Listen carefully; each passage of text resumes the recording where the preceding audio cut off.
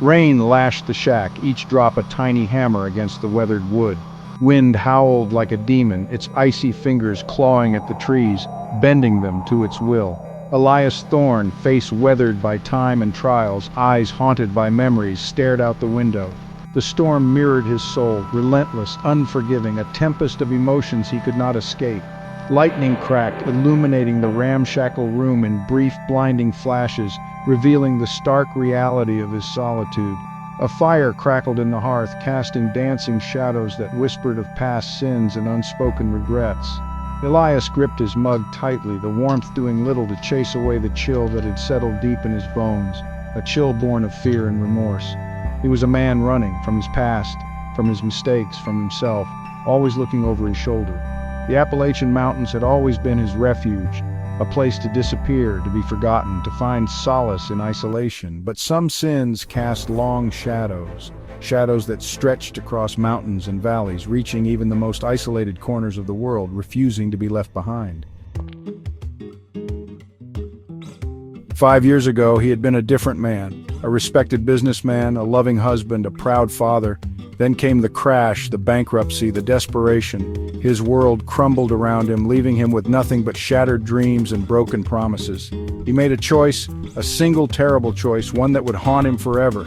Driven by fear and desperation, he took a path that cost him everything he held dear. Now he was a ghost, a shadow of his former self, haunting the edges of society, seeking solace in solitude. The nights were long and filled with regret. The fire hissed and spat, a constant reminder of his inner turmoil, sending sparks swirling up the chimney like fleeting memories of a happier time. Each crackle of the flames was a whisper of his past, a ghostly echo of what once was, a reminder of the life he had destroyed. He closed his eyes, trying to find peace, trying to shut out the memories, but they were relentless, clawing at the edges of his mind, refusing to be silenced, a constant reminder of his fall from grace.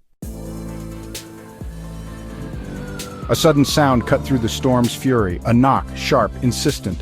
Elias froze, his blood turning to ice. The knock came again, louder this time. He crept towards the door, his heart pounding in his chest.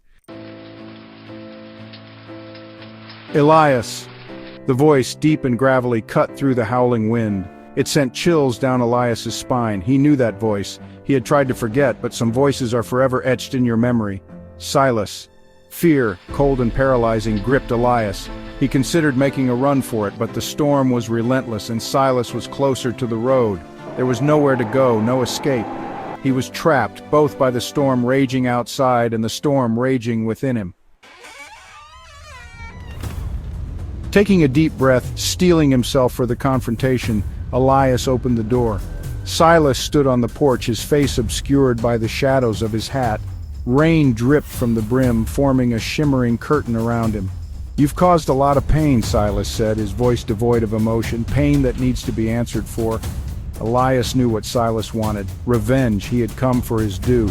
But Elias was tired of running. He would face his past, face his demons, face Silas.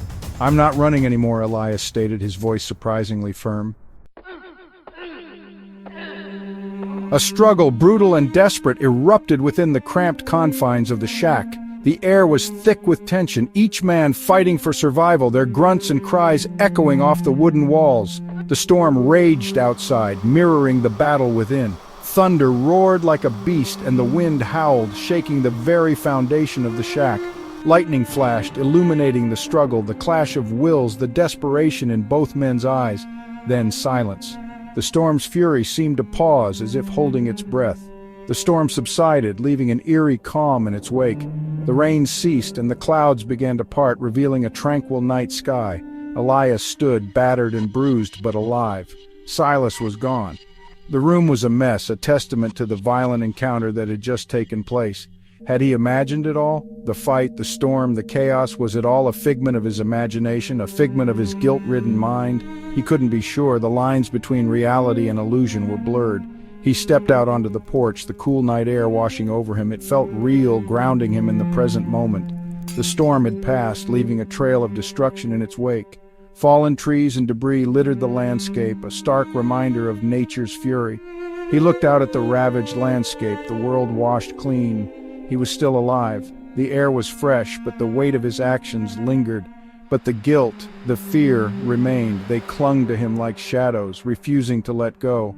He knew with chilling certainty that this was not over. The storm was just the beginning. The storm might be gone, but the echoes of his past would continue to haunt him. He was still running. Running from his past, from his guilt, from himself. He would always be running. The road ahead was long and uncertain, but he had no choice but to keep moving forward.